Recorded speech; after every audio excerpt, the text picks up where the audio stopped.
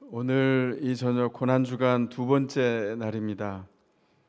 말씀을 먼저 받들어 봉독하면서 이 두 번째 날 말씀을 근거하여 기도 자리에 나아가도록 하겠습니다. 마가복음 14장 53절에서부터 끝까지 72절까지의 말씀 제가 받들어 봉독하겠습니다. 그들은 예수를 대제사장에게로 끌고 갔다. 그러자 대제사장들과 장로들과 율법학자들이 모두 모여들었다. 베드로는 멀찍이 떨어져서 예수를 뒤따라 대제사장의 집 앞마당까지 들어갔다. 그는 하인들과 함께 앉아 불을 쬐고 있었다. 대제사장들과 온 의회가 예수를 사형에 처하려고 그를 고소할 증거를 찾았으나 찾아내지 못하였다. 예수에게 불리하게 거짓으로 증언하는 사람이 많이 있었지만 그들의 증언은 서로 들어맞지 않았다. 더러는 일어나서 그에게 불리하게 거짓으로 증언하여 말하기를, 우리가 이 사람이 말하는 것을 들었는데 내가 사람의 손으로 지은 이 성전을 허물고 손으로 짓지 않은 다른 성전을 사흘 만에 세우겠다 하였습니다. 그러나 그들의 증언도 서로 들어맞지 않았다. 그래서 대제사장이 한가운데 일어서서 예수께 물었다. 이 사람들이 그대에게 불리하게 증언하는데도 아무 답변도 하지 않소? 그러나 예수께서는 입을 다무시고 아무 대답도 하지 않으셨다. 대제사장이 예수께 물었다. 그대는 찬양을 받으실 분의 아들 그리스도요? 예수께서 말씀하셨다. 내가 바로 그이요. 당신들은 인자가 전능하신 분의 오른쪽에 앉아 있는 것과 하늘에 구름을 타고 오는 것을 보게 될 것이요. 대제사장은 자기 옷을 찢고 말하였다. 이제 우리에게 무슨 증인들이 더 필요하겠소? 여러분은 이제 하나님을 모독하는 말을 들었소. 여러분의 생각은 어떠하오? 그러자 그들은 모두 예수는 사형을 받아야 마땅하다고 정죄하였다. 그들 가운데서 더러는 달려들어 예수께 침을 뱉고 얼굴을 가리고 주먹으로 치고 하면서 알아맞혀 보아라 하고 놀려대기 시작하였다. 그리고 하인들은 예수를 손바닥으로 쳤다. 베드로가 안뜰 아래쪽에 있는데 대제사장의 하녀 가운데 하나가 와서 베드로가 불을 쬐고 있는 것을 보고 그를 빤히 노려보고서 말하였다. 당신도 저 나사렛 사람 예수와 함께 다니는 사람이지요? 그러나 베드로는 부인하여 말하였다. 내가 무슨 말을 하는지 나는 알지도 못하고 깨닫지도 못하겠다. 그리고 그는 바깥들로 나갔다. 그 하녀가 그를 보고서 그 곁에 서 있는 사람들에게 다시 말하였다. 이 사람은 그들과 한패입니다. 그러나 그는 다시 부인하였다.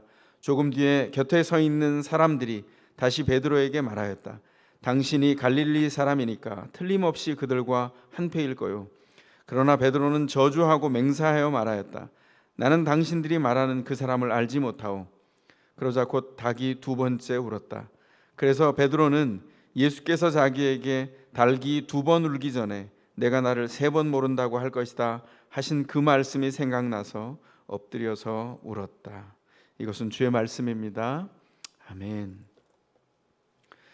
이제 체포되어서 끌려가셔서 우리 주님께서 가야바의 법정으로 끌려오셨습니다. 그런데 우리가 기억할 게 있습니다. 그게 뭐냐면 본문이 계속해서 뭐라고 얘기하냐면 대제사장을 표현할 때 대제사장 이렇게 표현하지 않고 대제사장들 이렇게 복수로 표현했습니다.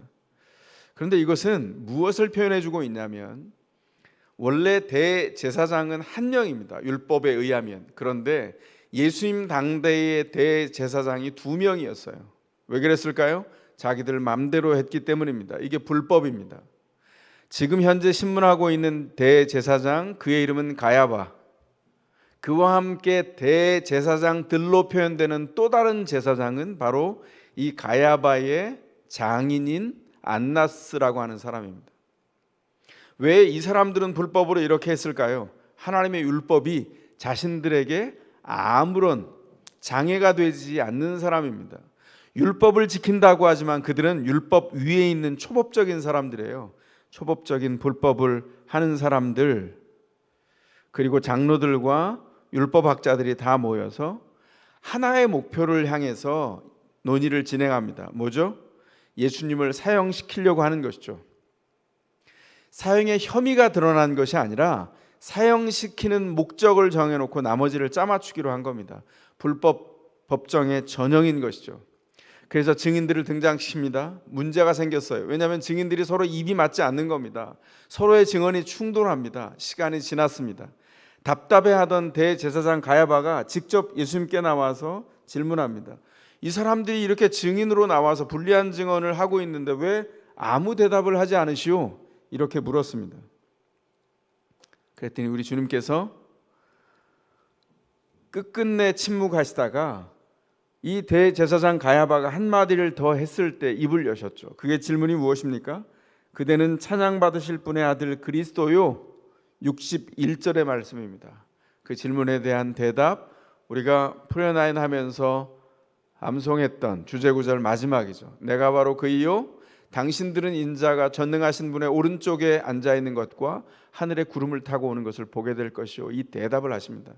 이게 사형 언도가 되는 구체적인 빌미가 됐습니다. 그러나 주님은 당신이 그리스도인 것을 분명히 선언하시고 나타내셨죠.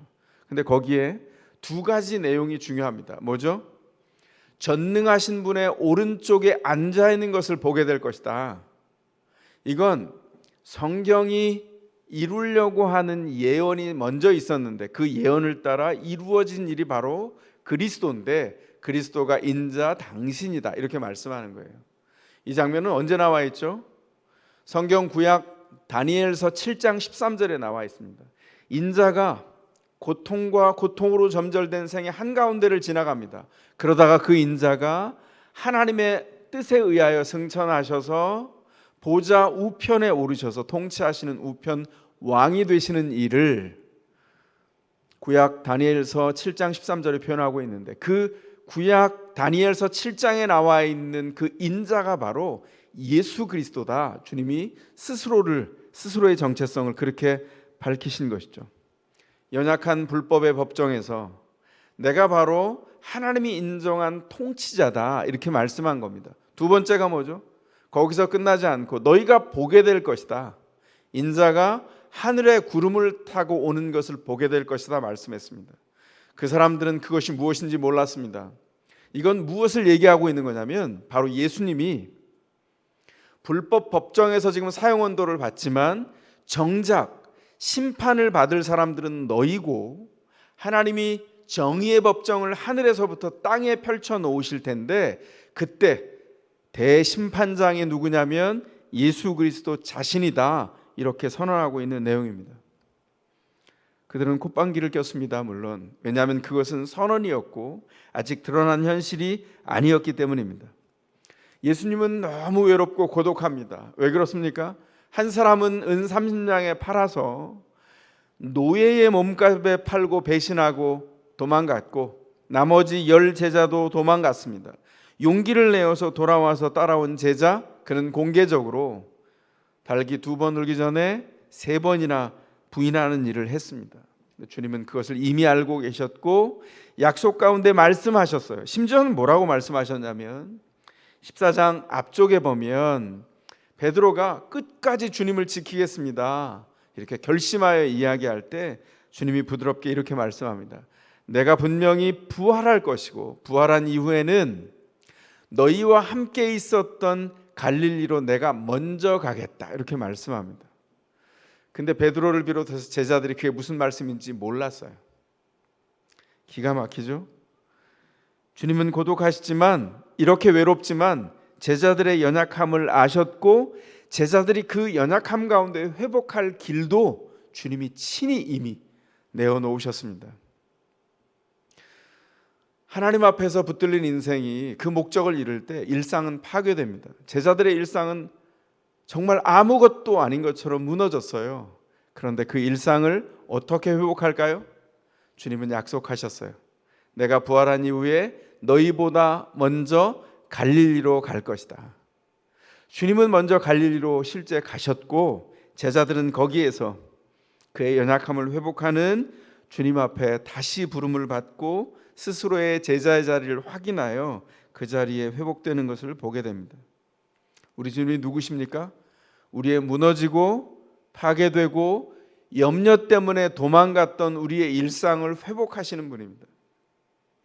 불법의 법정에서 아무도 듣지 않지만 당신이 바로 통치자요 바로 불법을 행하는 너희들의 심판자이고 기준이라고 말씀하셨고, 뿐만 아니라 베드로가 자신의 연약한 그 부인을 맨 마지막 생각하여 올 때에 주님께서 이미 약속을 주셨다는 것을 어렴풋이 붙잡도록 하셨습니다. 베드로는 연약하여 어렴풋이 붙잡았지만 주님은 분명히 말씀하셨고, 그리고 부활하신 후에 실제로 갈릴리로 먼저 가서 제자들을 기다리십니다. 우리의 일상을 회복하시는 분은 우리 자신의 힘이 아닙니다. 예수 그리스도입니다. 이 고난의 길 마지막까지를 정점을 걸어가셔서 우리의 일상의 목적을 회복하시는 주님이 우리 주님이십니다. 오늘 이 고난을 생각하면서 우리의 일상을 회복하시고 두려움을 내려놓고 삶의 목적을 향하여 우리가 일어서도록 하시는 그 주님 앞에 우리의 연약한 일상을 내려놓는 일이 먼저 필요하겠습니다. 오늘 이 저녁에 우리가 두 가지를 기도합시다. 우리의 무너진 일상 있는 그대로를 주님 앞에 먼저 기도하십시다.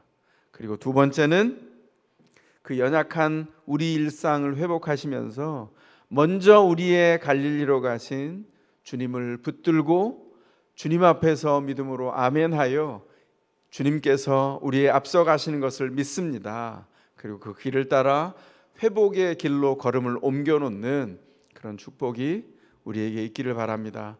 이제 함께 기도하면서 주님 앞에 나아가십시다. 부모님들도 서로를 위해서 기도하고 자신을 위해서 기도하고 자녀를 위해서 기도를 안내해 주시기 바랍니다. 함께 기도하겠습니다.